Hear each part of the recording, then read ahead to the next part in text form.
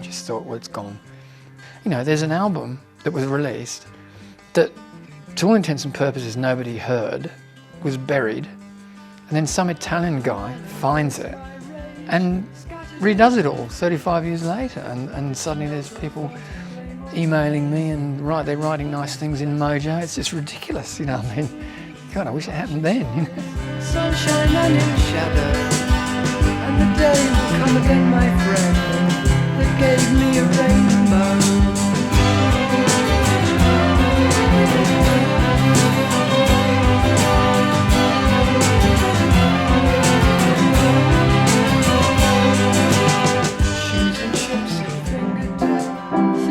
With distinction, discussed by glib street corner kings who slyly play convention in the hollow.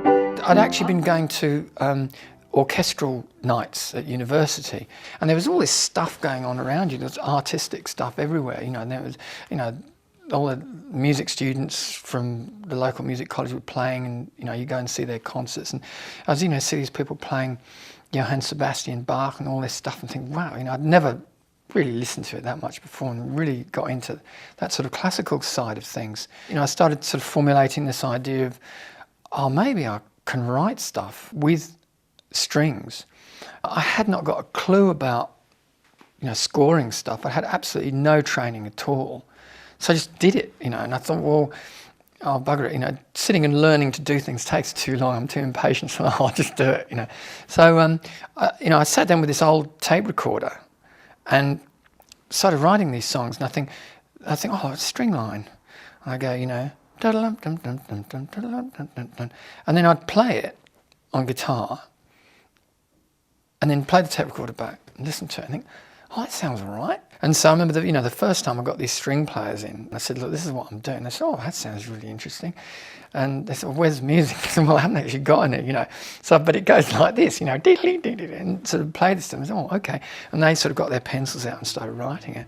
And we started playing it, and it was just amazing. You know, I was like, wow, you know.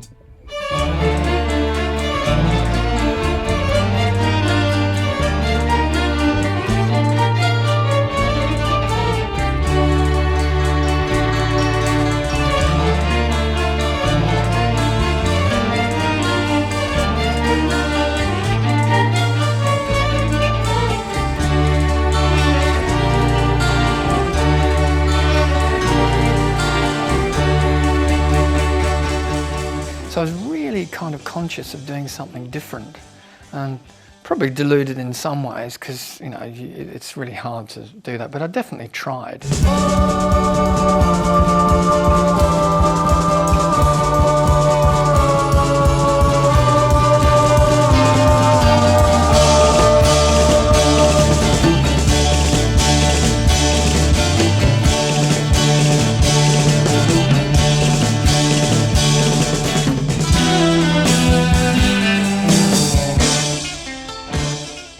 We were just signed up, that was it, you know. And I thought, oh, this is tremendous, you know, this is really great, and everybody's very excited. And so we practiced and went to London and started recording it. I have an order from General Warrior, calling for slaughter. He said that it stems from his dream. Isn't this your dream? Tell me what it means. Impossible it seems, incredible the dream is. There's players, and they're really at the end of their musical tether playing it, you know. They're just kind of, it's really exciting and sort of hanging off the knife edge, but it gets there, you know.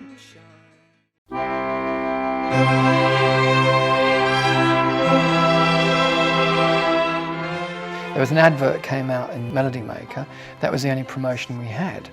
The reviews were all good, you know. I said, really interesting band, very unusual, looking forward to the follow-up. There wasn't one, yeah, that was it. When we recorded the album, he said, yeah, great, really good.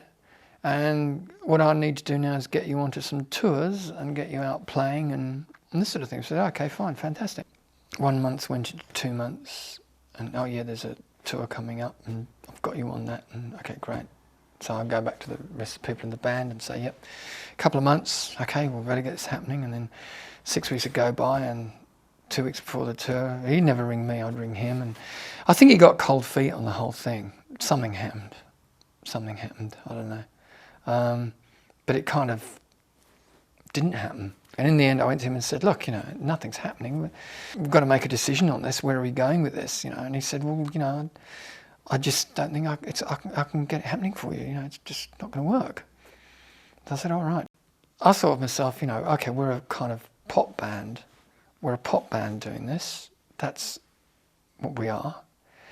And his thought was, we'll have all the girls in crinolines and this kind of thing. Maybe he thought we were more kind of Eurovision, I don't know, that sort of thing. And when we didn't kind of fit into that kind of image where we thought, oh no, we're not that, we're not going to do that. Oh, and then it was his kind of marketing strategy. Thought, oh, what am I going to do with these guys now? Because we just didn't fit into any bag.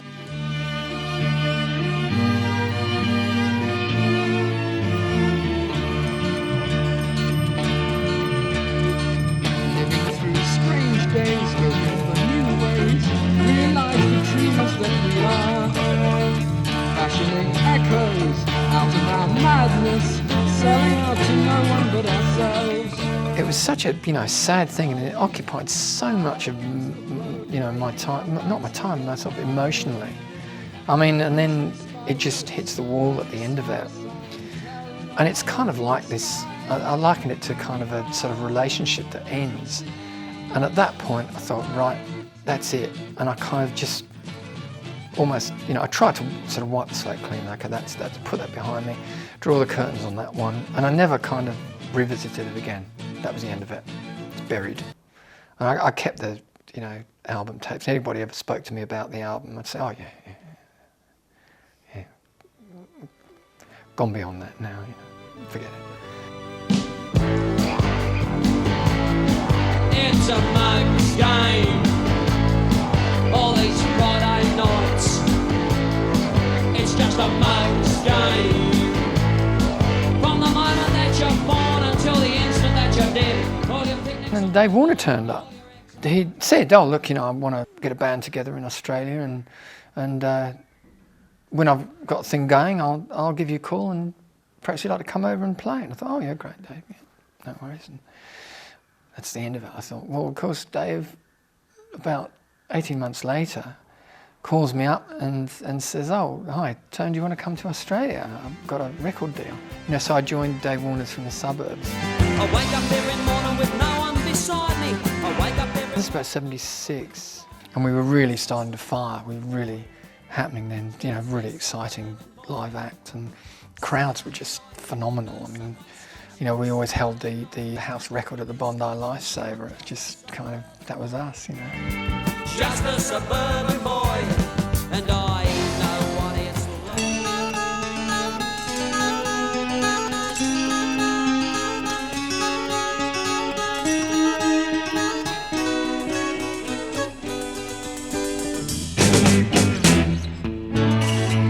There's this guy called Alan Bond. He's having a go at the America's Cup, and he's going to have a really good go at winning it. Yeah, that's good on him. That's good. But he needs some advertising, music, and fundraising and things like this. And would you guys be interested in doing it? There was no money in it, but I thought, oh yeah, well, worth doing it. We'll do it. So he wrote this song. Australia 2, we're gonna win. Australia 2, we're the crew. We had this thing demoed, and nobody would touch it. And then they kind of started winning, and it was too late for a record company to get on board. So the local Coles got on board, Coles supermarkets, So we started doing these in-store promos of this bloody song. And then, of course, they won. And, we ended up doing the victory parade through Perth with all the, Matilda the kangaroo. It's all very tacky. God, it really was. But it's funny, though. We're gonna bond together, make the Yankees chase our tail.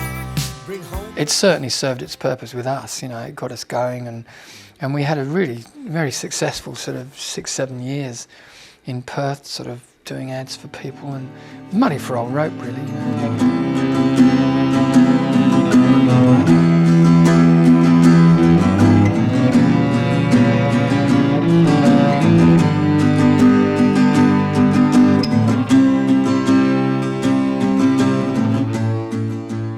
just really had stopped writing, you know.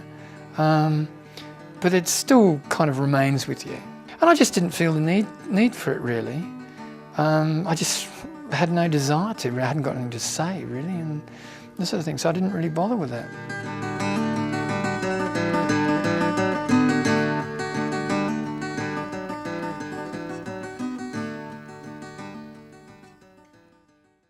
In the intervening 35 years, whatever it was, since the album was released, and I'd kind of wiped it completely from my mind and just turned my back on it, really.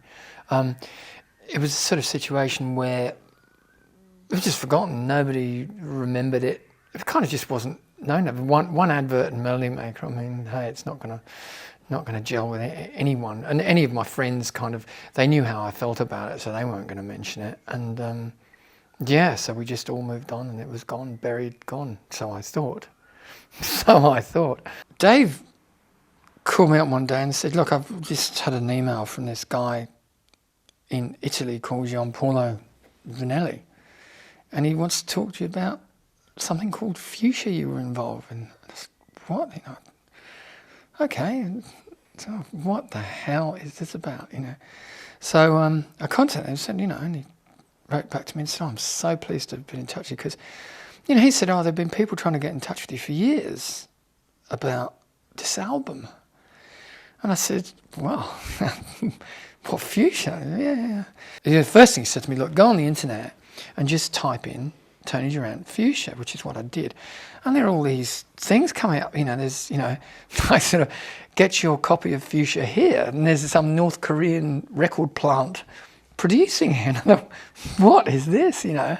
And he said, yeah, look, he said, you know, people just have discovered this album. There's a big resurgence in progressive music, and people have started to really hit on this album.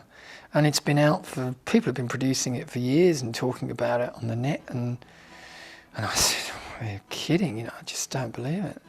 Okay, All right. can you start that again from the top? Yeah. I'm rolling now, so... Okay. It was very artistic and out there, and never written for the mass market.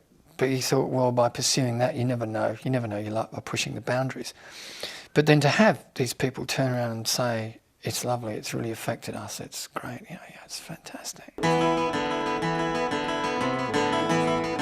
My father always wanted me to do something else. There was never any real, you know, sort of coming out in a way. You know, I remained in the closet with him for years, you know. But it was just like, in the end, you suddenly realise that you're a musician, you're not qualified to do anything else. There's nothing else I can do, you know. The plaster cracks, you disappear. But when all's said and done, you're there to die alone or carry on.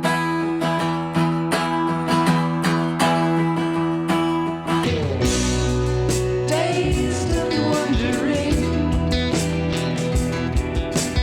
find someone. Round about the time of this documentary, I started experimenting with writing songs again, very much picking up the threads from where Fuchsia 1 had left off.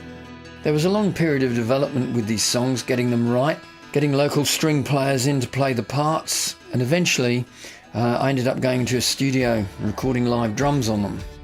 This resulted in Fuchsia 2, From Psychedelia to a Distant Place, which was released in 2013. It attracted some amazing reviews, both in the UK and in England. And Fuchsia continued to gig around Australia, Melbourne, Sydney, Perth, with different string players in each city because it was just too expensive to fly people around. Then came another chapter in the story. A young Swedish musician, David Svedmir, contacted me and said he wanted to use one of my old songs, The Band, which we recorded as a demo many years before. He wanted to use the song as a single, which was going to be released on London label Fruits de Mer Records. I of course agreed, and David then asked me if I'd like to do the lead vocal on the song, which I agreed to. And then David said to me, well, why don't you come out to Sweden, rehearse with us, and we can tour Europe. We'll be Fuchsia backing band. So me and my kites and Fuchsia We combined for this tour in 2014, but one of the most enduring memories of that was the Psykjunta Festival in southern Sweden. It was incredible. Meanwhile, back in Australia, we just kept playing. But we started including some of the songs from the old Mahagoni musical that I wrote back in 1976, and people seemed to be quite interested in them. So it became an obvious thought in my mind to try and get this musical, so long forgotten, just like the Fuchsia first album, see if we could get it up and running somewhere. Well, I had some help from my good friend Dave Warner, who helped me put a script together, and we pitched it for the Perth Fringe Festival, and Mahagoni Behind Innocent Eyes was reborn. We had a very successful run there for 5 nights with the show, got some very good reviews, and now the story continues. So, watch this space. Thank you.